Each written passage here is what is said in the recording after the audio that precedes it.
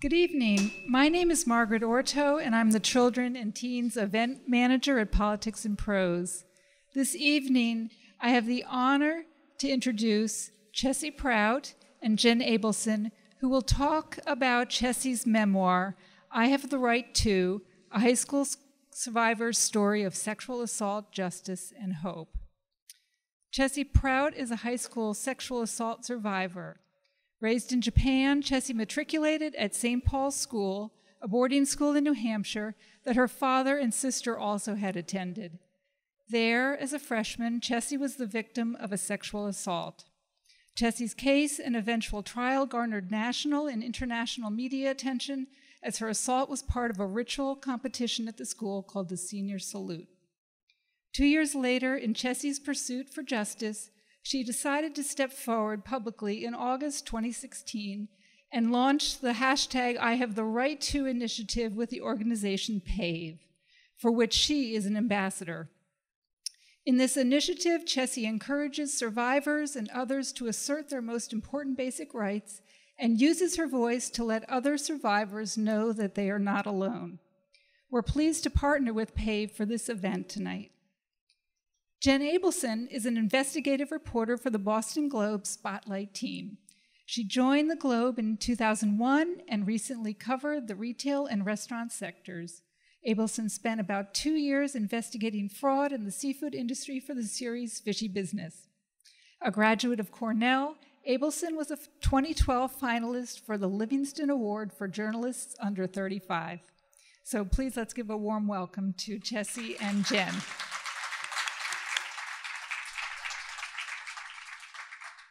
Thank you all for coming out tonight. We really appreciate it. And as we just heard, we are partnered with PAVE, and so often these conversations can sometimes be triggering, and so we just want to let anyone know who's maybe struggling as a survivor or who may know someone that we have resources here and someone from PAVE who can help navigate some of those challenges.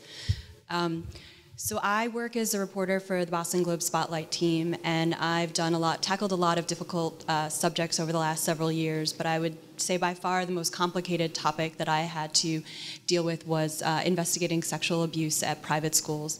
And I did that for a year in 2016 and journeyed into this world of privilege and elitism, and where children are often left on their own like adults and made up their own rules.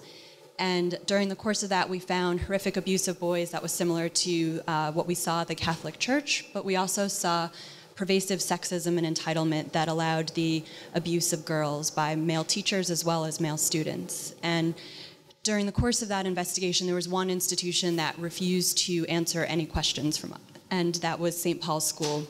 I was shocked when they accidentally forwarded an internal email that had said, we want to be polite, but we don't want to add anything new to the conversation. And that was sort of reflective of a lot of the schools that we dealt with, which was their response to the subject was silence or denial.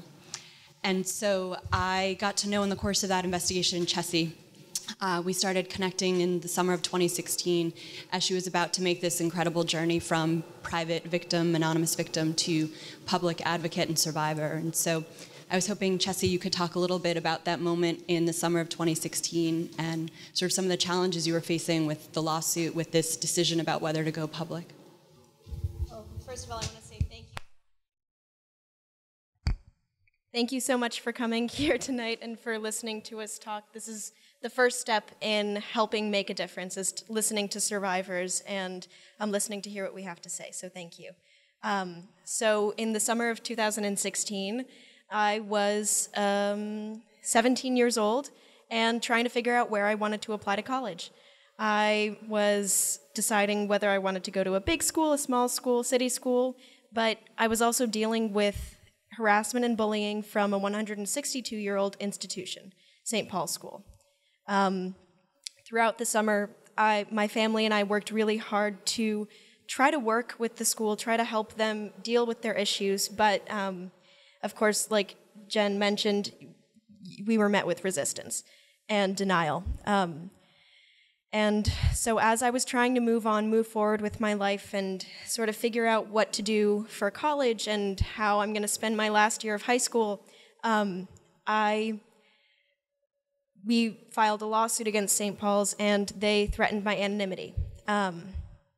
And that, to me, was the final straw in my decision to become public. There had been many news organizations who wanted to follow my story, wanted to be the first one to get the glimpse into the sensationalized victim of St. Paul's sex scandal, sex abuse. It's an issue that people can blow up in tabloids. It's an issue that is often sensationalized and used in the news a lot. But I didn't want it to be like that. I wanted to use my voice and share my story to help show the humanity behind the word victim and survivor. I was 15 years old when I was sexually assaulted by an adult, an 18-year-old male student at my school.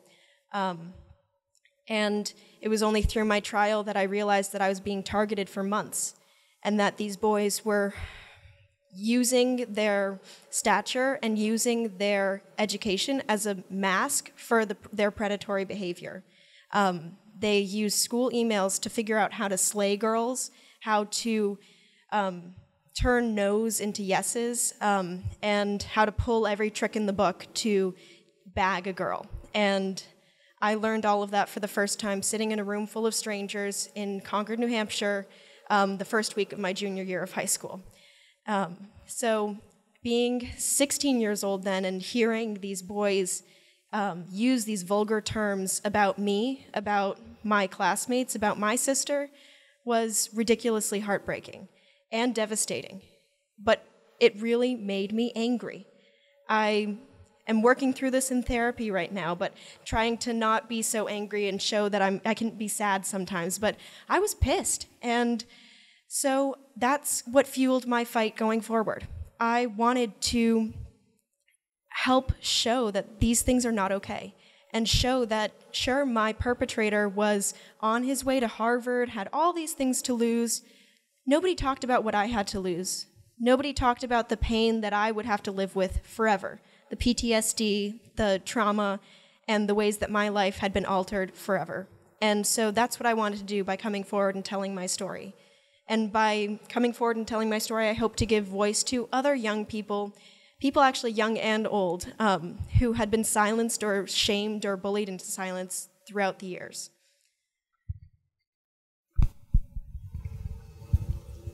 So Chessy and I did the bulk of the work on this book last summer as she was graduating from high school and about to go to prom.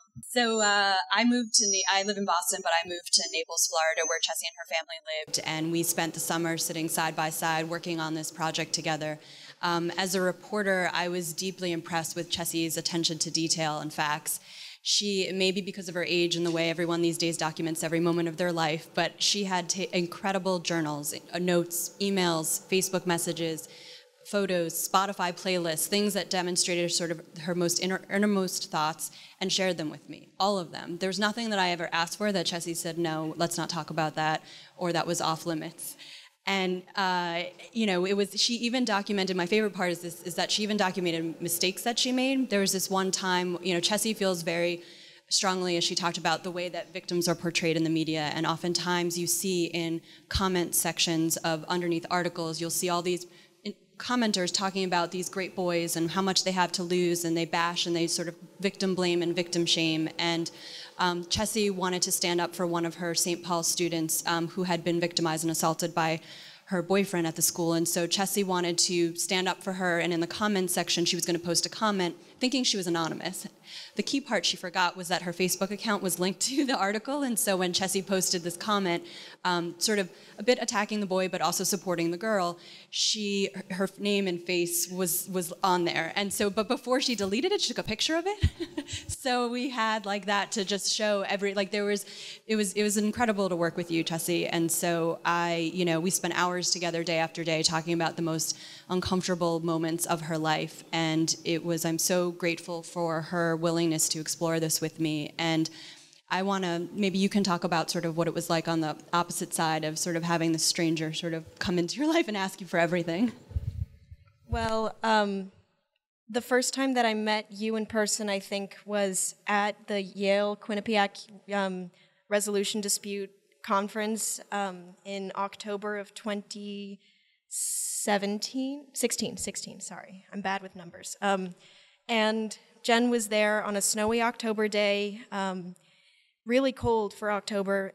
During this long presentation, she came all the way from New York, and we sat down to have lunch afterwards, and she mentioned to us that it was her birthday. And so Jenn had spent her birthday with me and my family in Connecticut, and that's when I realized, oh my gosh, she really does care. And for so long, I thought that nobody cared. I thought that nobody cared for what I had to say, nobody believed me, everybody thought I was being dramatic, or that my experience at St. Paul's wasn't valid because it was only me, and that nobody else was complaining about it at the time. But Jenn helped make me feel as though I had a story to tell, and that this issue was important for the public to hear about, to read about, because so many women have come before me to try to shatter their silence, to shatter the last and final glass ceiling that keeps on forming above our heads. And I'll be forever grateful for the work that these women have done, including a lot of women who are here tonight and sitting here. But I feel like it's time for my generation to rise up and take on the mantle and appreciate the work that's been done for us, but also ask for more. Ask for more respect, for more decency when it comes to treating how you treat other people. And Jenn helped me realize that that is possible, that it was possible for me to use my voice in a constructive way. And believe me, if it weren't for Jenn, the book would be a 1,000-page rant. And that's why we can't pull direct quotes a lot of the time from my journal, because they would have to be blacked out. But I mean, that's the thing. It's having a partner in this who can help you channel your emotions into something constructive, and then be there for you also when you want to scream and rage. That was so important to me on this journey. There were also lighter moments. When things would get too heavy, Chessy and I would take puppy breaks where we would search for her puppy online, because it is important. I mean, these are really heavy and difficult subjects. Chessy is still, she's only 18 at the time when we were doing this, and it was really important for me to make sure that Chessy felt like she had control of her story. She had control over what we would talk about that day, if there were things that were too difficult to go through, and we were constantly eating baked goods and searching for puppies. And what was really interesting to me as a reporter was just that I'm used to constantly writing about the present day or things that are happening recently, and I thought with Chessy that the most difficult parts in some ways of working on this project together would be going back to the most painful moments of betrayal, of the assault itself. But in some ways it was really interesting because the present day is something that when we got up to, we were writing about what was happening that moment of that minute of that day, and it got tough. I don't know if you want to talk about what it was like to sort of be writing your actual living, breathing moments.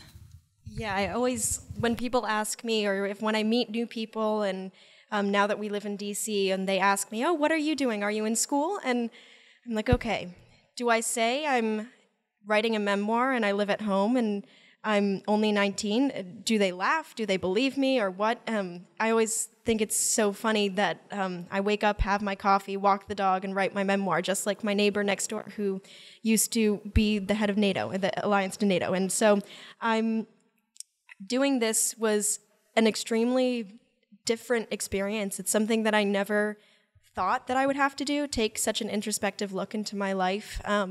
But one of the most important things about the format of the book is that it's written in first person in present tense.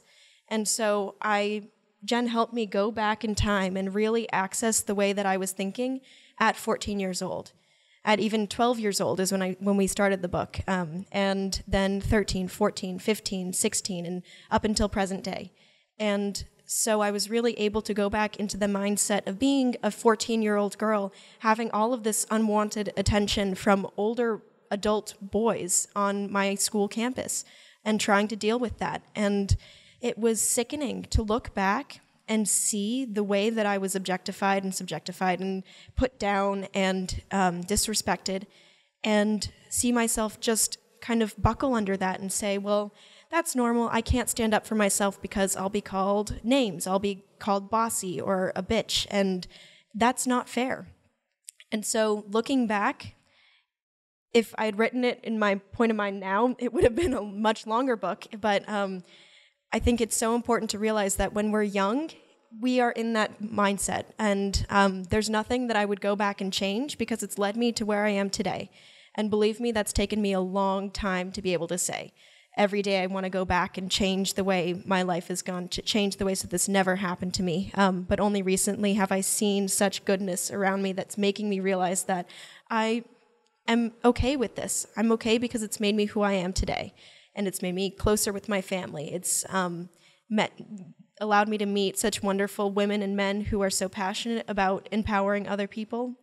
But definitely looking back into, we started writing this before my graduation, and we end the book when we moved to DC in 2017 fall. So a lot of things happened when we started the book, between when we started the book and when we finished it, that we ended up adding to the story. The outline of the book was supposed to end at such an empowering point where I'd found my voice. I finally beat everything. I finally was on top of the world and was an advocate and everything, but that's not realistic. That's not the way life goes. And so, of course, on graduation night, my boyfriend and I broke up, or he broke up with me. And we added that in the end of the book because it's really important to remember that life does have its ups and downs, and it's not just one mountain that you have to climb over. Like, I used to think that the 2011 earthquake in Japan was my one trauma, having to flee Tokyo and never go back until 2 years later, for the first time, I thought that was my one trauma. But life just has this weird way of building you up, and I feel like without having gone through the earthquake, I wouldn't have been strong enough to be able to come forward and tell my story, because it was after the earthquake that my family and I regrouped and came together and cried and were very weak together. But it was after my assault that we decided we already have each other. We can stand up now. So it's been very interesting to kind of look back and realize what's brought me to where I am today, and has really made me grateful for the bad things, because I can't change them, and I don't want to, because that takes up way too much headspace for me. But I'm grateful for where I am today, and I'm grateful that my parents are here and supporting me, and my dad took off work to come here and be here. And yeah. Great segue into my appreciation for the entire Prout family. This book would not have happened without them. I had essentially an entire family working full-time for me during this project, and what it taught me is that rape and sexual assault is not just a crime that impacts a victim, it affects their entire family. And Chessy and I would write together, we'd work on several chapters, and then after we had several chapters together, we would then share them with her parents, and they'd weigh in and give feedback. There was nothing that they ever said take out, but we wanted to, then they would be anxiously waiting to see like what new batch was coming. But Chessy's, both her younger and older sister were willing to speak with me. We sat alone and talked for hours, maybe not the little one, we had a shorter interview, but, and they were able to open up to me and just showed me the power of sisterhood. Her younger sister, Christiana, and her older sister, Lucy, and her parents, Alex and Susan, are here tonight. I'm forever grateful for you allowing me to sort of, be a part of your family and take on this important subject, because it's, it's a story that needs to be told. It's Chessy's story, but really it's her entire family who went with her through this journey. Yes. And then I don't know if you want to talk a little bit about sort of, where you go from here in terms of empowerment and consent education, and kind of talk about what you see as needed right now in culture we have. So I've kind of feel like this is my last thing, the last time I ever have to relive the experiences that hurt me so much. So I've wrote a book about it. I testified in a trial, I've done interviews, and I've told my story, but I'm ready to move on. And now I want to focus on the more positive ways to approach this issue. Just like how meeting Angela Rose of Promoting Awareness Victim Empowerment, she taught me that there is a positive way to approach this issue. And she taught me about how to teach consent in schools and how important it is to teach about consent in schools, because I never learned what the word consent meant through any of my education. And I learned about respect, I learned about respecting others, but I never learned about that word explicitly. And I truly believe that this is something that needs to be begun at the age of kindergarten, starting as young as that, just talking about mutual respect, talking about asking people for permission to put your arm around them when you are posing for a photo, or hugging them, or asking people, I don't know, just asking. And it's such a simple little thing that people can add to their everyday life, and something that I try now in my life too. I'm a big hugger, and now I try every time that I want to hug someone, I ask, can I give you a hug? And that's something that Angela has definitely taught me in the last 2 years. And teaching and explaining about healthy relationships. It is so, I've seen this firsthand. Other PAVE ambassadors like Delaney Henderson, who is over there, we've gone into Arlington County Public Schools to teach about consent and healthy relationships. And it's wonderful to see students, male and female, get involved in the conversation. We did a presentation in front of a varsity football team in Arlington County, and they were so receptive to the ideas of consent and promoting healthy relationships and what it means to ask for consent and what consent really is. And they were interested.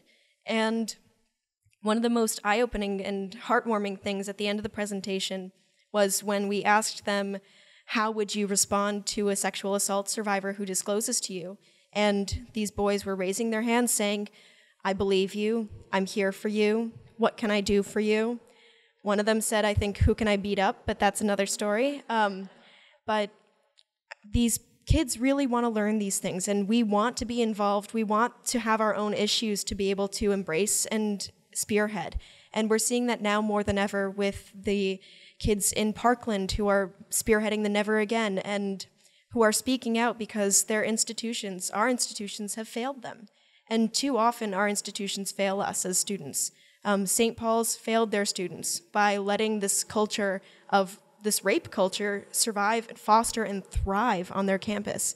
And it's time for institutions to not only change the way they work, but also acknowledge the wrongdoing, acknowledge the things that have gone wrong, and acknowledge their past of abuse and wrongdoing. Because it's not enough to just say you're going to be better.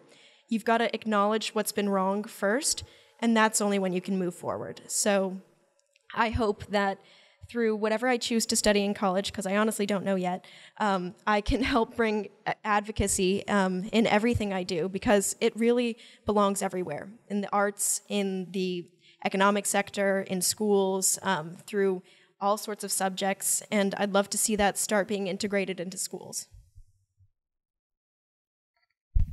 Well, thank you guys so much, and thank you, Chessy. And we'd love to open it up for questions if people would have anything that on their mind. Yes. First of all, I wanted to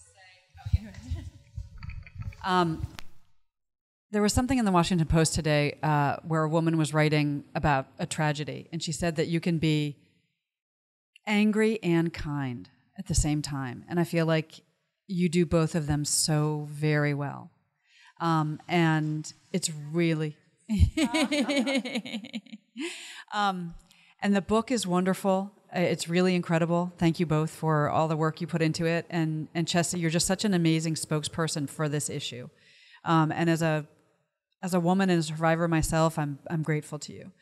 So my question is, okay, I think that you're absolutely right that we have to talk to really young kids about it in any way that we can, and sometimes more explicitly than parents might be comfortable.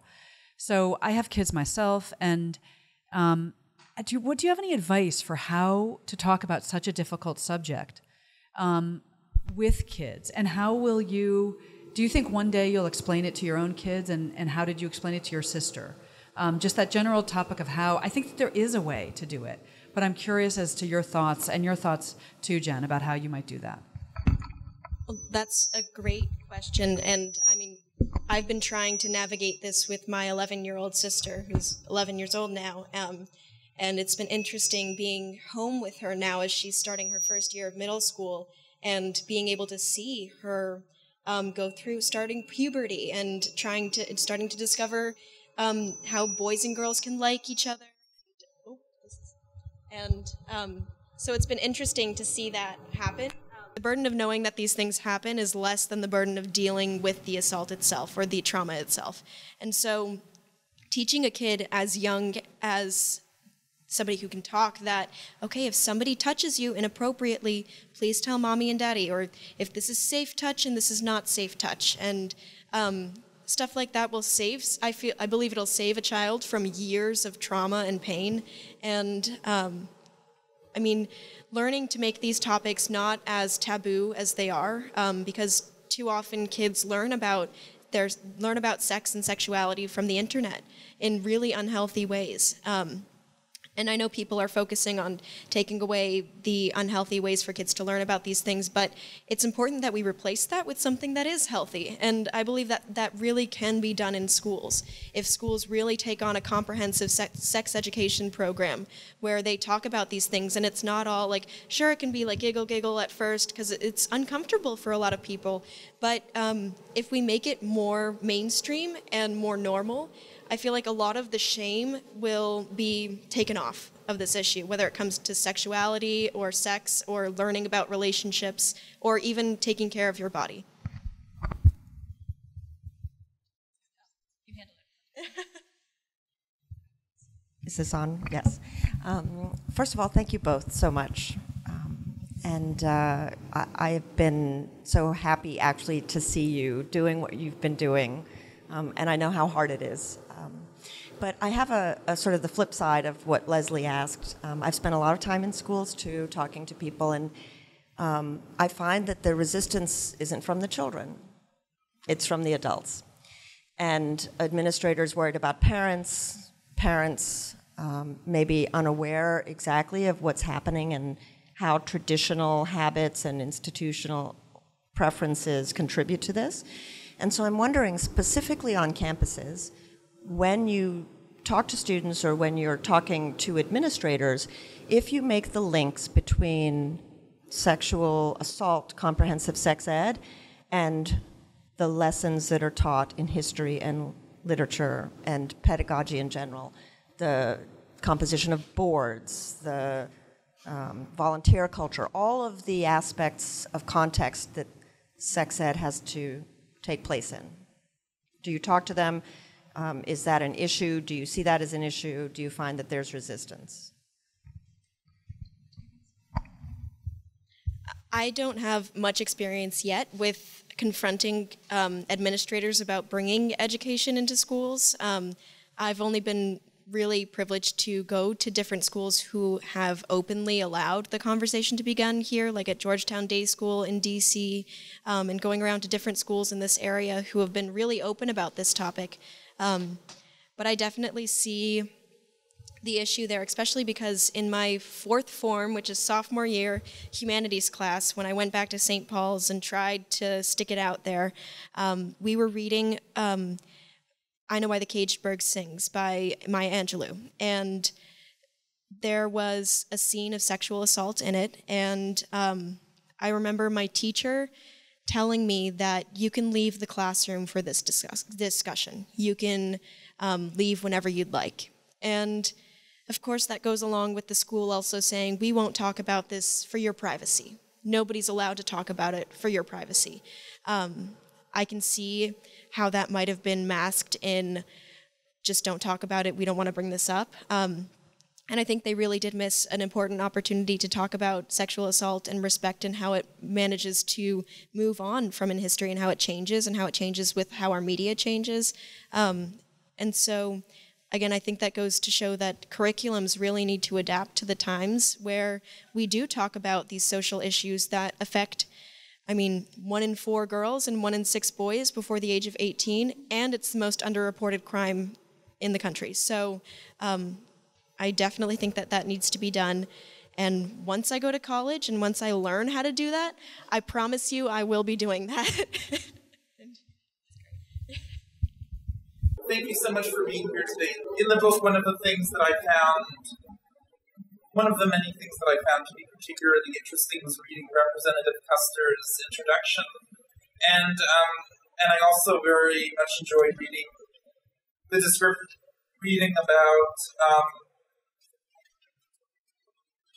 about the work with her. one thing that I was wondering is, and if there's time, I'm interested in both of your thoughts on this. What would you say have been some of the most meaningful and long-lasting impacts of, what would you say have been some of the most meaningful impacts and some of the most long-lasting effects of the work with Representative Custer? Thank you for that question. It's definitely reinforcing when a member of Congress recognizes you as a survivor. I mean, it shouldn't be that way but it really was. I was so grateful for her speaking out as well and for lifting me up with her, because, I mean, that's what really needs to happen at the end of the day. Girls and boys, women and men have to work together to lift each other up. But it's been especially great to see that they formed the bipartisan group to end sexual violence in Congress, and it's been interesting to see the different types of people they bring in to listen to and talk to at their hearings. But I'm going to be even more interested to see what they do in Congress, actually, to bring about different laws and different pieces of legislation that help bring education to K through 12 schools. So I'd be excited to see that happen, but their support is the first step forward. It was amazing to have Representative Custer write an introduction for this book. We were so grateful to her, and I think for me it was important to include because she talks about us being a survivor and suffering in silence for decades and sort of what that does to someone. And that's a lot of what I saw when I was working on my investigation for the Spotlight team, is so many people have, suffered in shame and silence for decades, and it can result in, various different ways, and people have struggled with relationships, substance abuse, all sorts of problems. And she really talks about the need to address these issues. She talked about her own struggles of not feeling like she can be alone or waking up in the middle of the night. And she's 60, she said she's 60 years old now. And so I think it's so important to start, as Chessy said, like shattering the silence so that people can address these issues and get the help they need and find a community around them. And she's been a huge force on this issue, and we're very grateful for her support on the book. Hi, I thought one of the most horrifying aspects of your ordeal was what happened to you when you went back to school and experienced harassment from the students. And I was wondering, and maybe Jen, you have a sense of this from studying other schools too, do you have a sense of why the school didn't protect you, or how it is you would tell schools to protect victims when they just are trying to go back to school and lead a normal life? Because I don't understand why any of that was tolerated at the school to the point where you felt you had to leave. Thank you for asking that. It was interesting to kind of see the school put everything back on us, even till like about a year ago, where their jab back at us was, well then, why don't you, Chessy, create a curriculum and consent education for the school? That you can do that. That's for you. Good. That's our present to you. And I was 16, 17 at the time, and I'm like, okay, no. And so I think a lot of it is, again, protecting their reputation. And the only way that I can see that changing, because I honestly don't understand what they were doing, why they did it, because honestly, even I knew this as a 15-year-old. It's so much easier to confront a problem. Like my mom always told me, you're going to do this the easy way or the hard way? And they definitely went the hard way. And we've been working with this great PR team, Hill Impact. Dan Hill has been helping me get my message across in constructive ways. But he talks a lot about ethical PR. And all of these crisis companies that they hire to help manage the problem are telling them these terribly unethical things to do. And because it's a years-old playbook of how to silence the people that come forward and how to shut them up and keep them quiet. And so I truly believe that it has to be the next wave of professionals who come into this world and focus more on the ethical aspects of everything that they do. I truly believe that advocacy can be brought into all fields of work, including in these firms that their jobs are to protect these institutions. again, it would have been easier for them to just say they had a problem and deal with it, because that would have also saved the heartache and like lives of the different students, 4 of which came after me who were assaulted there.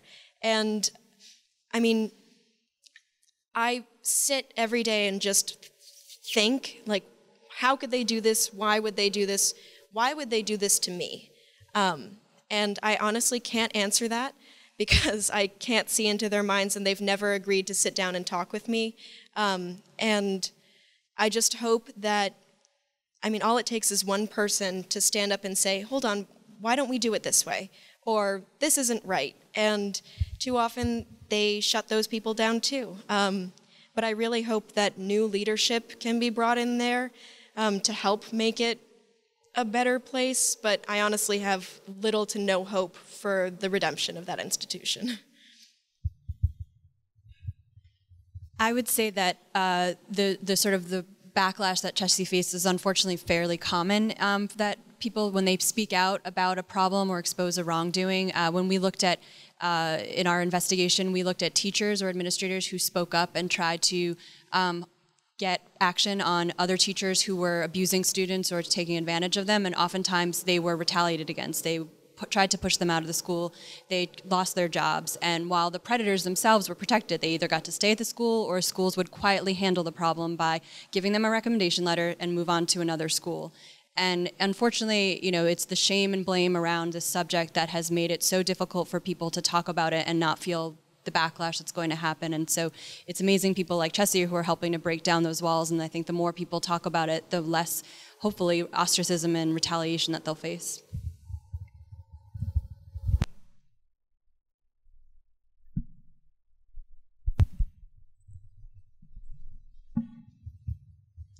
Having been through a criminal trial that was very public and obviously a follow-up civil case, I'm kind of curious what you think the place of the law in all of this is. Obviously, it's a mixed bag, but so few survivors actually try at all to get any form of legal justice. So I'm curious what your perspective is, having sought justice in different avenues. Thank you, Laura, for asking that question. And I don't know how I would have survived my trial without you. And so, if everybody could have a Laura Dunn sitting by their side, I mean, that would fix it all. And hold them down and hold them back when they want to stand up and punch these idiot boys in the face. But, I mean, until the justice system really takes on a holistic approach to victims and survivors, and Chief Justice said really beautifully today on the PAVE webinar that was at 12 noon today, that the word alleged that so often precedes the word victim or survivor, and it's a word that precedes my victim and survivorship still in written pieces, which I'm like, okay, there was a verdict, this happened to me, why is it still an alleged incident? Is something that judges helped put into place in the common law practices in England a long, long time ago. And so it's really, I hope that the more and more women who share their stories and share why they couldn't go through the criminal justice system, whether it be racial bias, sexist bias, gender identity bias, and so many things, barriers that stand in the way for so many different types of people. I mean, I'm a blonde-haired, blue-eyed young girl, and I went through this in Concord, New Hampshire. I am extremely lucky to have a family who could support me financially and physically, be there for me during this time, and we barely made it out alive. So for the young person who doesn't have parents to support them, whose community has turned their back on them, whose own police and detectives don't believe them, there are millions of barriers set up. And it's only through the work of, I believe, like the beautiful advocates we have who are helping to reform police offices, to help reform the way that detectives approach victims, that education is so important too. But Thank you, Laura. Well, I think we should give another round of applause for our speakers.